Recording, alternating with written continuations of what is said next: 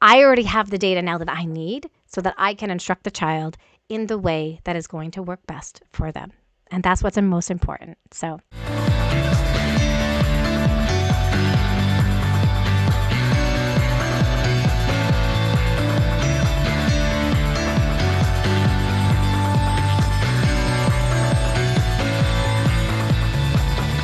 But today we're going to be talking about 21 ways that dyslexia affects learning. And I know a lot of people, they wonder, like, does a student that I'm working with have dyslexia? Like, could that be a problem? Why they're struggling so much in learning what I teach? And a lot of people, they think, oh, but I don't teach reading, so this doesn't really apply to me. So I'm going to be sharing those 21 ways that dyslexia does affect a student's learning.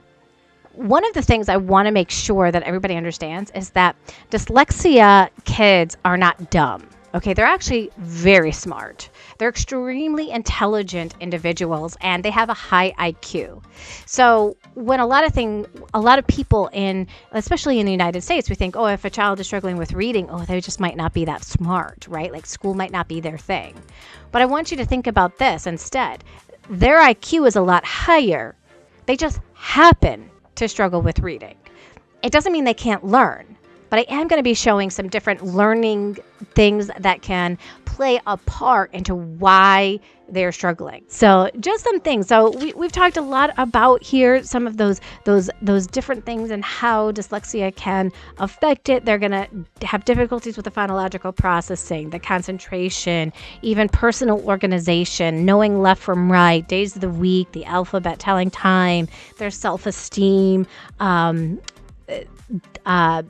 they're reading slower than other people, their writing is affected by it, working memory can be affected by it, they might struggle with finding the right word for something.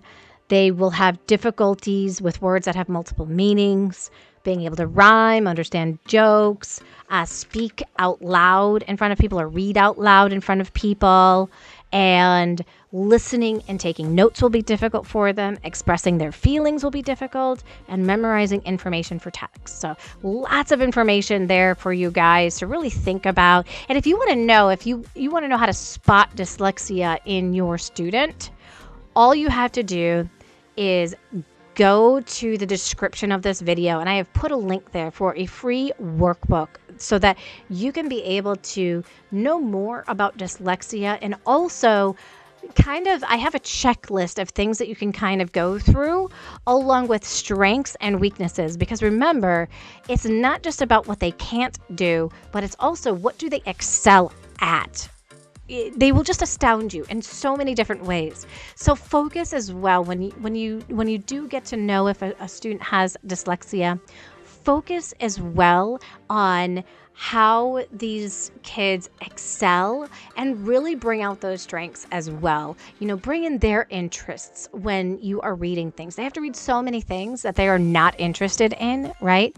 And we need to put them in text that is at a just right reading level. If you put them at text that's going to be so overwhelming for them, they're not going to be able to necessarily learn the information from that, right? Maybe videos will support them more to be able to understand the content. There's so many different ways that we can teach today that we don't just have to focus on that written word. So definitely download that free download that I have for you guys, and right directly from there, once you download that, you're going to get to see that you're going to get the opportunity to get a copy of my dyslexia screener. If you are reading tutor or you ever want to teach reading, this can be really helpful for you. It's going to save your parents a ton of time, because doing a dyslexia screener like this can cost about $500. And so for them to, have that information from you is going to be priceless, and you can give them the next steps on what should they do next if they so choose. And you have to always remember that the parent is the one who gets to choose what happens next. So it's totally up to the parent. I just let them know the pros and cons, and I stay out of it. I just say, hey, here's what I'm noticing. I already have the data now that I need so that I can instruct the child in the way that is going to work best for them. And that's what's most important. So glad you joined us today, you guys. And I love this.